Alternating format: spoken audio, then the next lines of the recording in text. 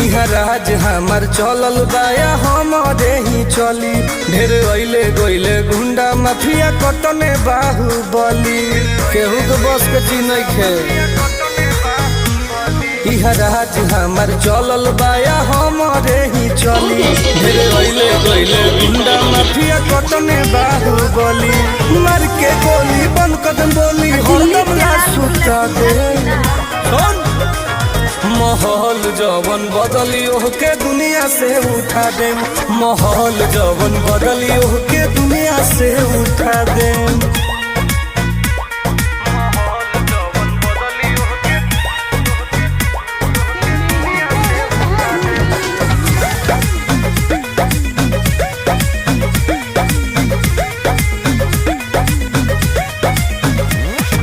police प्रशासन सरकार बा